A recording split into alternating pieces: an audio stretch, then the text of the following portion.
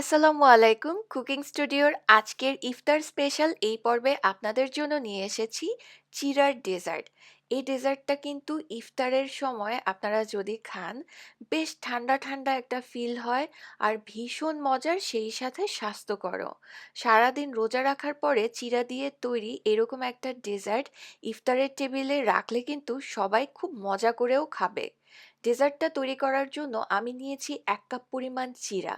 চিরা কিন্তু অনেক রকম পাওয়া যায়, যেমন লাল চিরা, সাদা চিরা। সাদা চিরাও আবার পাতলা বা মোটা হয়ে থাকে। তো আমি দেখতেই পাচ্ছেন কোন রকম চিরা নিয়েছি। এবার চিরাটাকে চেলে নিচ্ছি। চিরার ভেতরে কিন্তু ধান, ময়লা অনেক কিছুই থাকে, তাই চেলে নিলে ময়লাটা পড়ে যাবে। এবার যেটা করব, চিরাটাকে আমি পানি দিয়ে কয়েকবার পানি বদলে বদলে ধুয়ে নিব। আমি জাস্ট একবার দেখাচ্ছি, তবে অফ ক্যামেরায় আমি আরও কয়েকবার পানি বদলে চিরাটাকে ভালোভাবে ধুয়ে নিয়েছি। ধুয়ে নেয়ার পরে এখন যেটা করব, আমি একটা বাটির মধ্যে এই চিরাটাকে নিয়ে নিচ্ছি। চিরাতে কিন্তু কোনো অতিরিক্ত পানি নেই, শুধু চিরাটা নিয়েছি। এবার আগে থেকে জাল করা ঠান্ডা দুধ দিয়ে আমি চিরাটাকে ভিজিয়ে রাখবো। দুধের পরিমাণটা ঠিক চিরাটা যতটুকু ততটুকু বরাবর দিয়েছি। এবার একটা প্যানের মধ্যে নিয়ে নিচ্ছি 1 কাপ পরিমাণ লিকুইড দুধ। এর মধ্যে 1/3 কাপ পরিমাণ গুঁড়া দুধ, সেই সাথে 2 টেবিল চামচ পরিমাণ চিনি। এখন এটাকে আমি জাল করব, জাল করে ঘন করে নিব। আর চিনির পরিমাণটা এর থেকে বেশির প্রয়োজন নেই, কারণ আমরা আরো কিছু ফল ব্যবহার করব।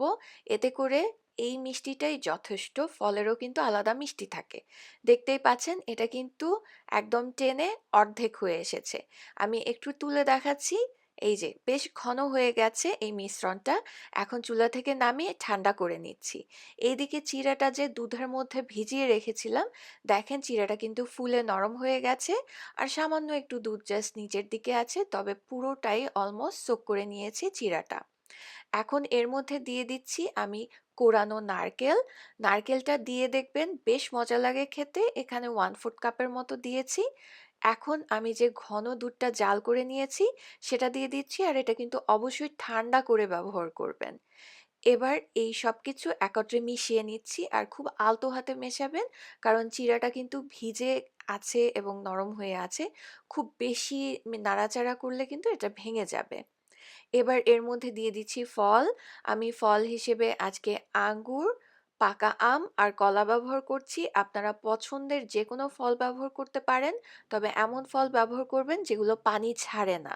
পানি ছাড়লে কিন্তু ডেজার্টটা পাতলা হয়ে যাবে, যেমন বাঙ্গি, তরমুজ এগুলো ব্যবহার না করাই ভালো। এছাড়া কিছু খেজুরের টুকরো দিয়েছি। ব্যাস, চিড়ার ডেজার্টটা রেডি। এই যে দেখেন, এটাকে কিন্তু চাইলে আপনারা এভাবে মিক্স করে ছোট ছোট কাপে বা বাটিতেও সার্ভ করতে পারেন।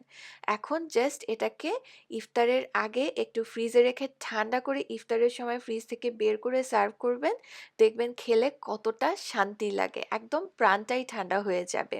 এটা কিন্তু খুবই স্বাস্থ্যকর। সবাই অবশ্যই ট্রাই করবেন, আর খেতেও কিন্তু বেশ মজার। আজ বিদায় নিচ্ছি তাহলে। আল্লাহ হাফেজ।